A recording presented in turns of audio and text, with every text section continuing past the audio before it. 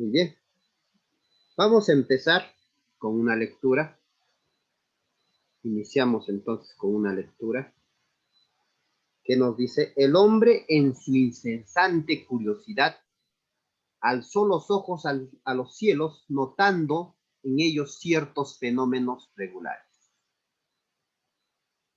O sea, que eso quiere decir que había ciertos fenómenos que sucedían en el cielo, ¿no? Ha visto que llovía, ha visto que había unos rayos de luz que salían, pero ellos han visto más allá de lo que nosotros observamos, ¿no? Más allá de las nubes. Entonces, desarrollando así, dice, la más antigua de las ciencias, que se llama astronomía. La cantidad y precisión de datos astronómicos conseguidos desde esa época remota son realmente sorprendentes. Quiere decir que hay bastante información de eso. Hay bastante lo que han recuperado datos. Esto se debe probablemente a la influencia de los fenómenos celestes que ejercían la vida de los pueblos más antiguos. Bueno, usted ya sabrá, pues, ¿no? Varias culturas han hablado, y bastante interesante hablar de esto, ¿no? Porque hay mucha información, porque incluso algunos dicen, por ejemplo, que los planetas influencian, ¿no? En la vida del hombre. Pues cuando hay luna nueva, por ejemplo, y todavía eso continúa, ¿no? Pues por eso es que hay bastante información.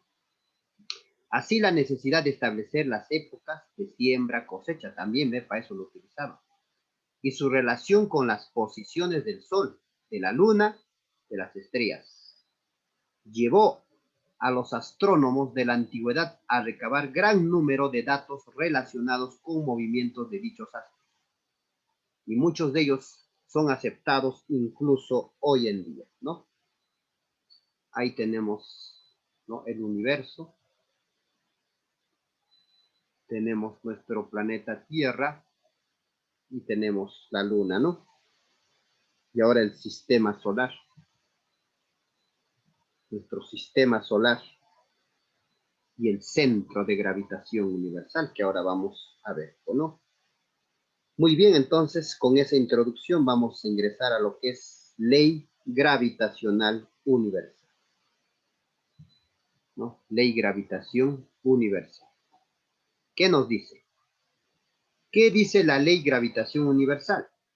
Bueno, un poquito haciéndoles recordar que es Isaac Newton, ¿no? Producto de una manzana que le cae en la cabeza. Él se cuestiona y dice, ¿por qué las cosas caen hacia abajo y no hacia arriba? Ese hecho simplemente le conlleva llevar esta ley gravitación universal, no solamente de la gravedad, sino de todo el universo. No solo había hecho de lo que es la gravedad del peso, sino ahora vamos a ver que también ha creado la ley de gravitación universal. Entonces, establece la fuerza con que atrae dos cuerpos, mira, ¿ves? Dos cuerpos por el simple hecho de tener masa. O sea, ¿qué nos dice? Que dos cuerpos, basta que tengan masa, van a tener una fuerza de atracción, ¿ves? Va a haber una fuerza de atracción, basta que dos cuerpos tengan masa. Esta ley fue desarrollada por Sir Isaac Newton en su tercer libro, ¿no?, de su obra Filosofía Matemática, ¿no? Principios matemáticos de la filosofía natural, y plantea lo siguiente. Acá una imagen para tener en cuenta. Eso es lo que plantea lo siguiente, ¿ves? Basta que dos cuerpos tengan masa, va a haber una fuerza de atracción, ¿no? Entonces, ¿qué nos dice? Dos cuerpos se atraen con una fuerza que va a ser directamente proporcional al producto de esas masas e inversamente proporcional al cuadrado de la distancia que los separa. Y está dirigida según la recta que une los cuerpos. O sea, siempre es una fuerza de atracción. Muy bien, entonces eso es la ley que enuncia Sir Isaac Newton. Dicha fuerza se le conoce como fuerza de gravedad, si es que es para la Tierra, o fuerza gravitacional, si es que es para el universo, ¿no? y matemáticamente se expresa en su tamaño, la fuerza gravitacional. Entonces la fuerza gravitacional va a ser igual a la constante gravitacional por la masa 1 por la masa 2 sobre la distancia al cuadrado. Si tenemos en referencia la masa de la Tierra y la Luna, entonces sería la fuerza gravitacional va a ser la constante universal, masa de la Tierra por la masa de la Luna por la distancia que los separa. Recuérdate que la constante universal tiene un valor cuyo valor es 6,67 por 10 a la menos 11 newton metro por kilogramo. G constante de gravitación universal, ¿no? Esta G no depende de los cuerpos que interactúan. Su valor es constante, es la misma. Por eso su valor es 6,67 por 10 a la menos 11 newton metro cuadrado por kilogramo. M ya pues son masas, ¿no? M son masas. M y M son masas de los cuerpos que interactúan. Y estas masas en la unidad en el sistema internacional tiene que estar en kilogramos.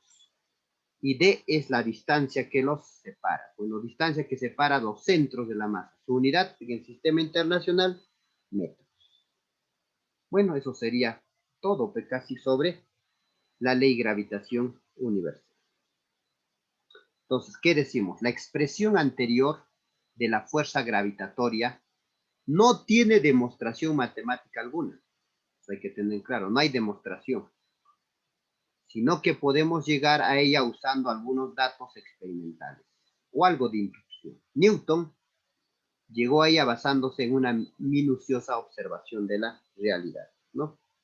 Importante, entonces, algo importante, no te olvides que acá no es parecido, ¿no? La fórmula de las cargas de Coulomb parecido, ¿no?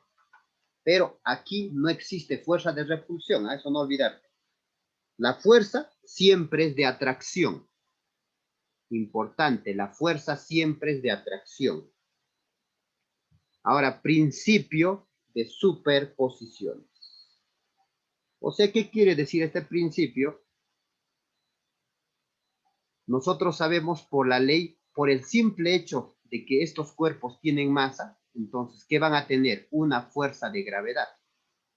Entonces, por más que haya varias masas, va a haber pues varias fuerzas de gravedad, porque pues entre estos dos habrá una fuerza de gravedad 1, entre estos dos habrá una fuerza de gravedad 2, entre estos dos habrá una fuerza de gravedad 3, y así, con esta última fuerza habrá fuerza de gravedad n.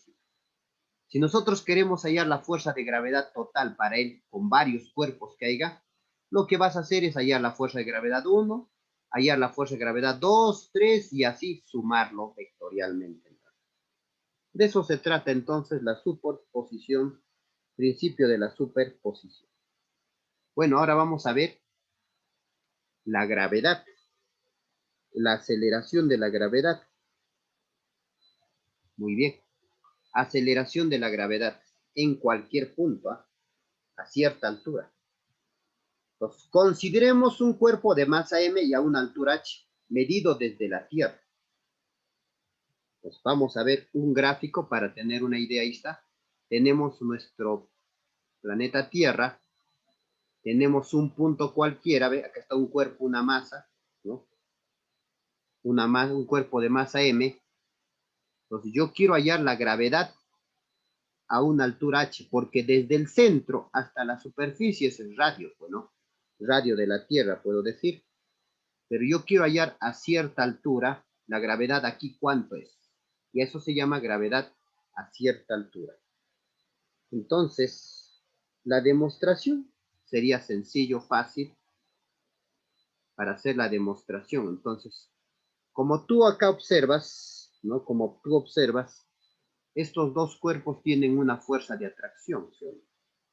Pues va a haber una fuerza de atracción y uno de ellos va a tener el peso. Por la interacción, por lo que están interactuando, se va a cumplir que la fuerza de gravedad, ¿por qué? Porque tú sabes, ellos dos, ¿no? Se atraen con una misma fuerza. Uno de ellos de la Tierra se llama fuerza de gravedad, que es la misma fuerza gravitacional, recuerda. Fuerza gravitacional o fuerza. ¿Por qué gravitacional? Porque solamente es la Tierra. pero si estuviera fuera, es, ¿no?, la fuerza gravitacional en general, ¿no? En realidad los dos son fuerzas gravitacionales, pero cuando es la Tierra, fuerza de gravedad, es la fuerza con que se atraen, y acá la fuerza con que se atraen se llamaría, en forma general, fuerza de gravedad.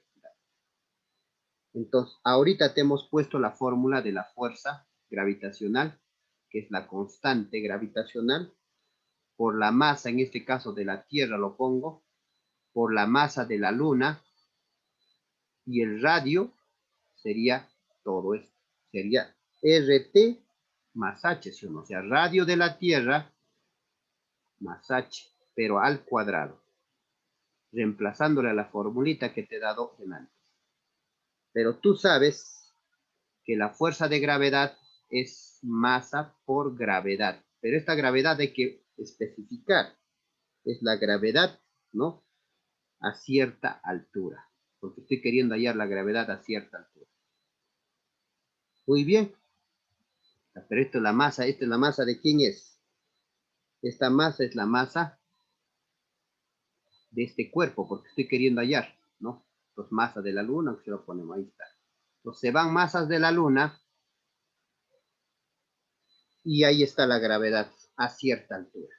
Esto es la demostración. Has hecho la demostración de la gravedad a cierta altura. Entonces, va a ser constante gravitacional, masa de la Tierra, en este caso, ¿no?, sobre radio de la Tierra más altura al cuadrado. Eso sería entonces la altura a cierta altura.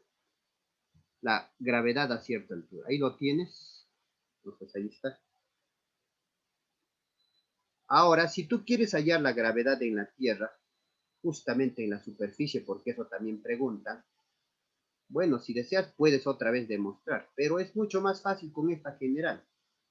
Entonces, se supone que si te preguntan en la superficie, ¿cuánto es la gravedad en la superficie? O sea, aquí ya no va a haber altura. Si ya no hay altura, esto desaparece. Pues la gravedad en la superficie, solamente le quitas esa h y eso es la gravedad en la superficie. Entonces, ¿cómo hallarías? La constante universal, la masa de la Tierra, sobre el radio de la Tierra al cuadrado. ¿Se acabó? Te puede preguntar, por ejemplo, la gravedad. ¿Cuánto será la gravedad en el Sol, por ejemplo? Entonces, igualito.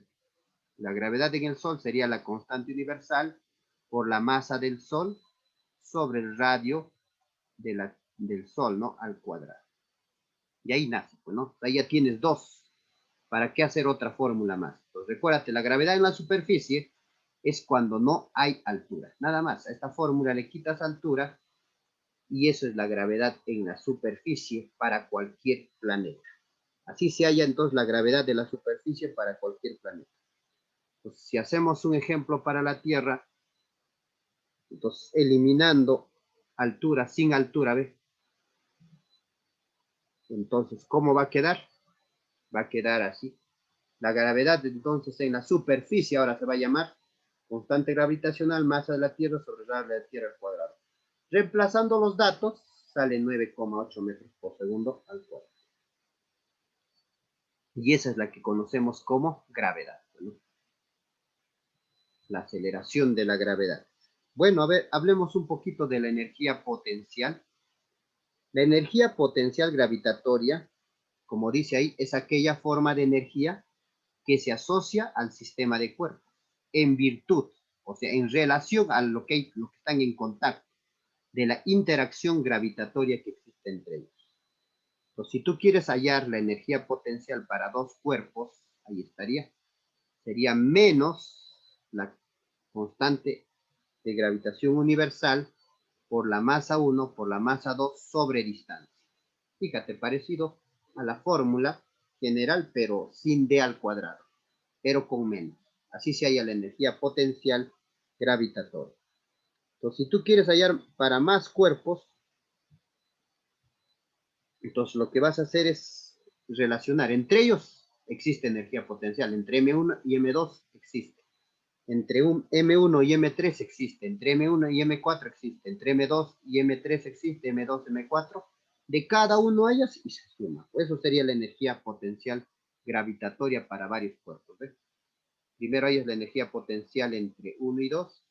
Hay la energía potencial gravitatoria, ¿no? Entre 1 y 3. La energía potencial gravitatoria de entre 1 y 4. Energía potencial de 2 y 3, de 2 y 4 y 3 y 4. Y así estamos hallando para varios cuerpos.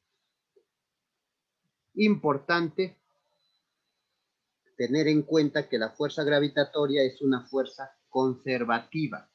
Como es una fuerza conservativa, en consecuencia, su trabajo no depende del camino, no depende del trayecto que realiza el cuerpo. Entonces, si a ti te piden hallar el trabajo, no va a depender entonces del camino. ¿Cómo hallamos el trabajo? Simplemente el trabajo de la fuerza gravitatoria va a ser, ¿qué cosa?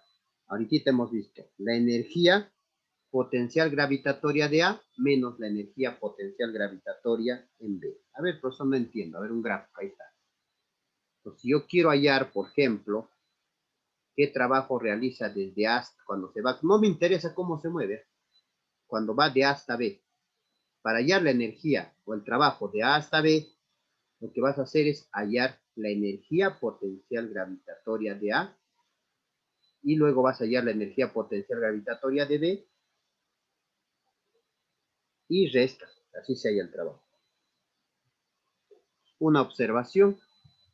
Observación respecto a la energía mecánica del sistema se muestra, ahí lo tenemos, ¿qué se muestra? Es evidente ahí que el sistema debe tener energía cinética, ya que estamos en movimiento, es claro.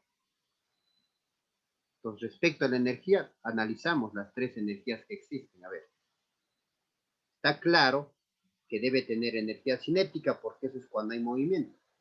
Esta energía cinética debido a la traslación, ¿no?, del satélite. Energía potencial debido a la interacción entre los dos cuerpos. Por lo tanto, la energía mecánica del sistema va a ser energía cinética más energía potencial gravitatoria.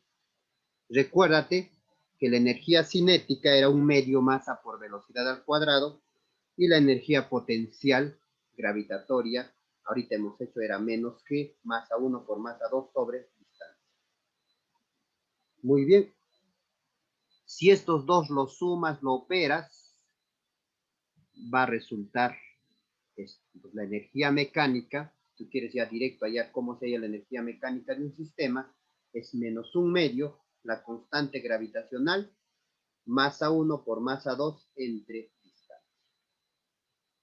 Muy bien. Esperando que esté claro hasta ahí.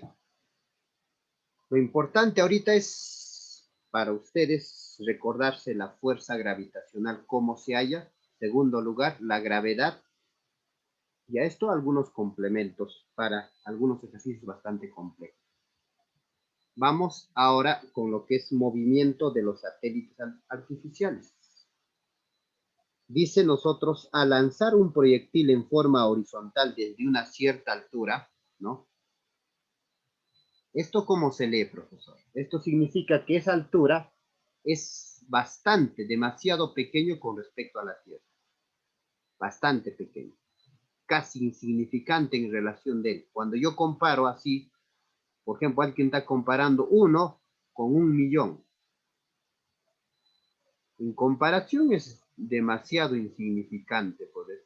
Entonces, en este caso lo ponemos. En relación, es demasiado pequeño la comparación, muy abismal, ¿no? Bastante alejado. Entonces, eso significa cuando ves así. Entonces, en este caso, se refiere que la altura con respecto a la Tierra es bastante así, pequeñísimo, ¿no? Muy bien. Este experimenta un movimiento de caída libre. Cuando tú lanzas un proyectil en forma horizontal, ¿no? O sea, quiere decir, acá tienes el planeta, lo lanzas así. Entonces, este va a comenzar a experimentar un movimiento de caída libre, comienza a caer, dependiendo de la rapidez de lanzamiento. Y la trayectoria va a ir cambiando. A ver, vamos a ver más o menos. Pues ahí está, por ejemplo, hay un proyectil, lo lanza, lo dispara con un cañón. Primero se va horizontalmente, ¿ves? Pero debido a la interacción comienza a caer. Y va a depender también de la velocidad inicial. comienza a cambiar su movimiento. Comienza a cambiar su movimiento. Entonces, ese es el movimiento de los satélites. Muy bien. Al inicio, en AB son parábolas. Al inicio van a ser, ¿no? Parábolas, movimiento parabólico. Acá ve. A y B, parabólico, al inicio. Para una rapidez V0 conocido como la primera rapidez cósmica, eso te explico. Ya tú, digamos, no sabes a qué velocidad lo lanzas. La primera va a ser siempre para que, obviamente, porque tienes que probar a qué velocidad se da eso. Te va a salir parabólica. Entonces, hasta que en un momento tú encuentres una rapidez ideal, una rapidez conocido como la primera rapidez cósmica. Entonces, cuando llegas a la primera rapidez cósmica, el proyectil ya va a descubrir una circunferencia, ¿no? Ahí está, que es la C, una circunferencia. Y se convierte en un satélite de la Tierra, ¿no? Entonces, esto, miren, los grandes de la NASA han tenido que ver, pues, encontrar esto, cuánto tiene que ser esa velocidad de ese proyectil para lograr que se convierta en un satélite y se quede ahí girando alrededor de la Tierra. Pues al inicio eran parábolas. Cuando ya se encuentra la primera rapidez cósmica, o se quiere decir una velocidad ideal, ya comienza el movimiento circular, ¿no? Entonces, de ahí, eso se llega a demostrar con la segunda ley de Newton en el movimiento circular. Entonces, de la segunda ley de Newton que hemos pasado recién, nosotros sabemos que la fuerza centrípeta es igual a la masa por la aceleración centrípeta. Pero ahorita ya sabemos que la fuerza que hay entre planetas se llama fuerza gravitacional. Y la fuerza gravitacional es la constante, reemplazando esto, la constante universal por la masa del cuerpo, en este caso del pequeñito, del proyectil será, y la masa de la Tierra entre la Tierra al cuadrado. Va a ser igual a la masa del cuerpo por la aceleración centrípeta, ya sabes que eso es velocidad, es la primera velocidad cósmica al cuadrado, sobre radio. Se van las M's, se van un radio también, y luego, a ver, más o menos cómo quedaría, vamos a verlo. Se van radios, se van las M's, entonces quedaría constante universal por la masa de la Tierra sobre el radio de la Tierra. Y lo que está potenciando pasa con, y eso sería la primera rapidez cósmica. Y obviamente nosotros tenemos sus datos, pues de G tenemos más o menos un aproximado dato de la masa y la Tierra, reemplazando la primera rapidez cósmica era 8 kilómetros por segundo. O sea, para lograr esto, para lograr un movimiento circular a esa velocidad se tiene que lanzar, ¿no? Muy bien. Y esta velocidad va continuando, ¿no? Aumentando su trayectoria, ¿ves? Como tú ves, esa velocidad va a continuar aumentando su trayectoria. Y se convierte en una elipse, hasta, ¿no? Donde el foco es el centro de la Tierra. Mira, ¿ves? Primero era circunferencia hasta que se convierte en una elipse. Y ahora la Tierra va a ser su foco de elipse. Y estamos hablando por eso de la trayectoria. Bueno, para una rapidez, esa rapidez inicial V, conocida también hay una segunda rapidez cósmica, ¿no? Pues la segunda rapidez cósmica, el proyectil describe, ¿no? Por la trayectoria una hipérbola ya, ¿no? Y esto se remota a la Tierra, llegando a infinitas con las justas. Donde, cuando eso sucede, la velocidad final es cero, ¿no? A eso se llama la segunda rapidez cósmica, cuando el proyectil describe por una hipérbola. Ya no se retorna, ¿no?, a la Tierra, ya no retorna, ya no vuelve a la Tierra, sino que se va hacia el infinito. Pues si se va al infinito en un momento dado, yo digo que la velocidad final será pues cero. Y eso también se llega a demostrar con la conservación de la energía mecánica, lo que ahorita hemos dicho. Entonces, ¿qué decimos? La energía mecánica, lo que era al inicio, va a ser igual a la energía mecánica de lo que va a ser al final. El inicio va a ser entonces igual al final. Entonces, la energía mecánica al inicio, ¿qué cosa había? Debido al movimiento hay energía potencial gravitatoria y también hay energía de movimiento, entonces hay energía cinética. Al final también va a haber, por más que se aleje, va a haber interacción, va a haber energía potencial gravitatoria y vamos a ver si hay energía cinética final. Entonces, sabemos que eso es la energía mecánica, pero acá cuando nos habla del infinito significa que ya su velocidad no hay que considerarlo cero. Pues, por lo tanto, la energía cinética de acá va a ser cero. La energía potencial gravitatoria es fácil, es menos constante gravitacional masa 1 por masa 2 sobre el radio. Recuérdate que es negativo. La energía cinética es un medio masa por velocidad al cuadrado. Y acá sería la energía potencial gravitatorio sería, ¿no?, constante gravitacional masa 1 por masa 2, pero ahora esto se está alejando, ya es más grande, ¿no?, cada vez, entonces su radio ya es infinito, ¿no? Todo número entre infinito, bueno, es un conocimiento, eso es cero, todo esto queda cero. Todo esto pasa al primer miembro, ¿no? Se van las M's, despejas V, y eso sería la segunda rapidez cósmica. Entonces, la segunda rapidez cósmica va a ser 2 veces G por M entre el radio de la Tierra y aproximadamente es 11,2 kilómetros por segundo. Bueno, son cositas que es importante también mencionar. Bueno, ahora sí vamos a ingresar a los satélites geoestacionarios, ¿no? ¿Qué son esos, profesor? Los satélites geoestacionarios, ahí lo ves, ¿ves?,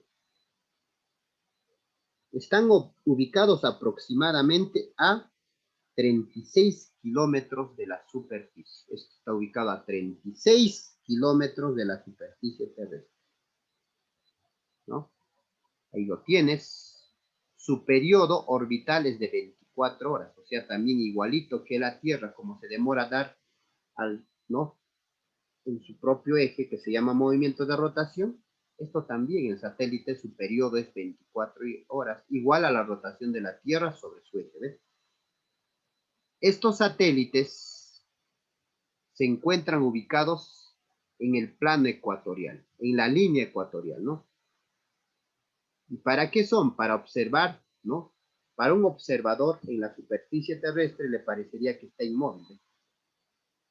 Para nosotros, esto parecería que no se mueve, ese satélite.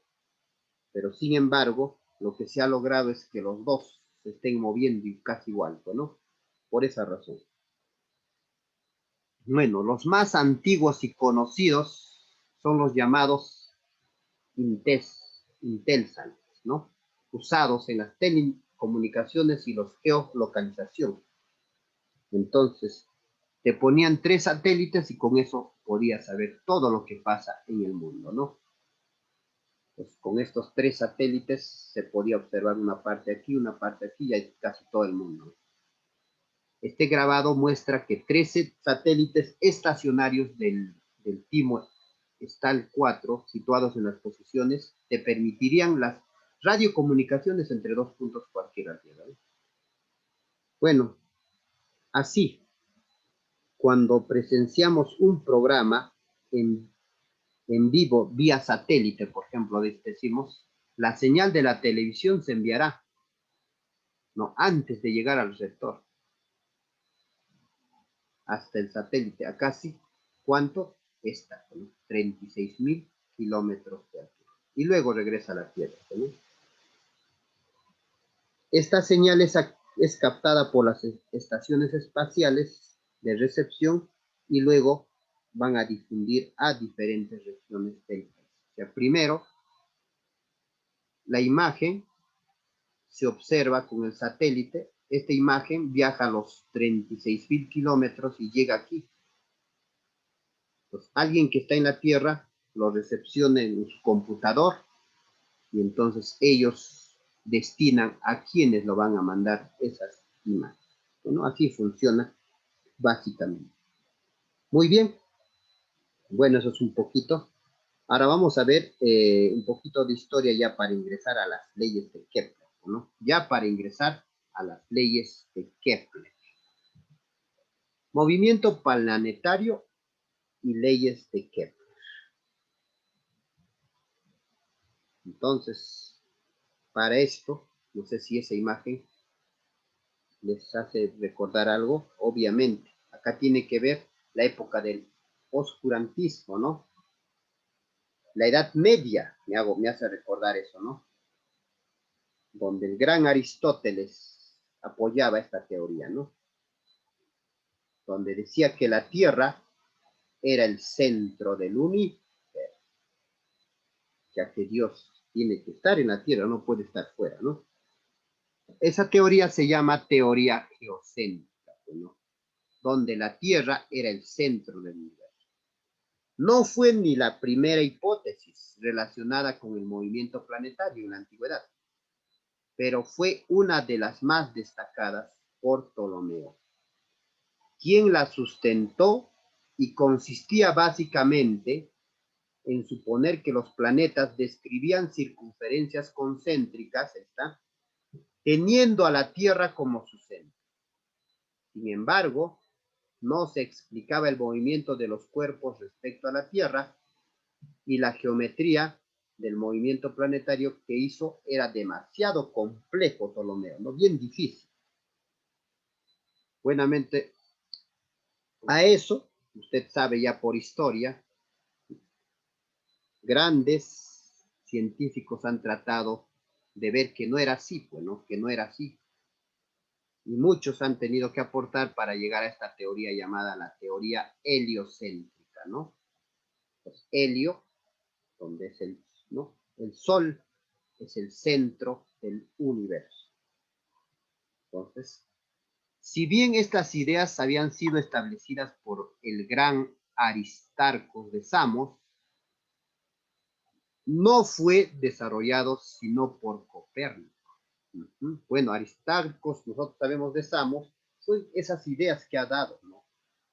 Pero, pero sabemos también que la Iglesia Católica no quería, pues, ya que ellos, su sustento, su explicación que daban en la Biblia, decía pues que no estaba aquí, tiene que estar en la tierra Dios, no puede estar fuera, no puede haber algo, ¿no? Esto es lo más importante. Al decir que el Sol está en el centro del universo, entonces una gran contradicción, ¿no?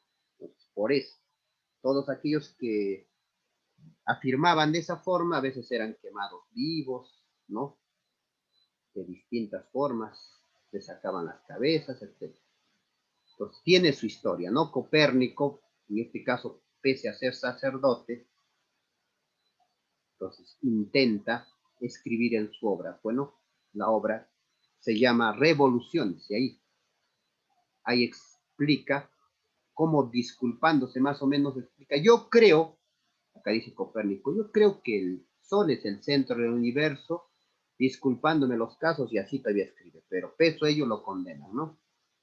Entonces, no fueron desarrollados sino por Copérnico, en el cual el Sol ocupaba un lugar central del sistema planetario. Además, supuso que los planetas se mueven a distancias cada vez mayores que el Sol. Este modelo fue perfeccionado por Kepler, quien concluye, con la ayuda de las observaciones de Brahe, ¿no?, que las órbitas planetarias son elipses alrededor del Sol. Pues varios han tenido que contribuir para llegar al sistema heliocéntrico, donde ahora es, ¿no?, el Sol el centro del universo. Entonces, esto es de Ptolomeo, donde la Tierra era el centro del universo. Pero no había nada, ¿ven? ¿No? De Nicolás Copérnico, ahí lo tenemos ya más o menos con las observaciones Sol, Mercurio, Venus, Luna. Muy bien, ahora sí ingresamos con esto, estas dos grandes teorías para llegar a las leyes de Kepler. Y eso es casi nuestro trabajo del día de hoy. Kepler dedujo las tres leyes a partir de la observación del movimiento de los planetas alrededor del Sol. Entonces, saber geometría analítica, básicamente un poco recordarse qué figura es una elipse, ¿no? Pues recordarse las partes de una elipse, estos de aquí se denominan focos, y recordarte también la propiedad, ¿no? La propiedad PF' más PF es constante, ¿no? Entonces, ¿cuál es eso en el gráfico? No lo observamos, profesor. No lo observo aquí el gráfico PF más PF', ¿sí o no? Entonces, ahí está. Eso quiere decir es un punto cualquiera. Por ejemplo, puede ser el punto M al foco 1 más el punto M al foco 2, eso es constante. Puedo agarrar otro punto, aquí, F1 a este punto, más este mismo punto para F2, eso es constante, no cambia. Digamos, esta la suma es 8 metros, acá también va a ser 8 metros, digámoslo así, ¿no? Eso ya sabes, ¿no? Muy bien, ahora vamos a ver otras partes también, el semieje mayor, que es el A minúscula, ¿no? Todo esto es 2A.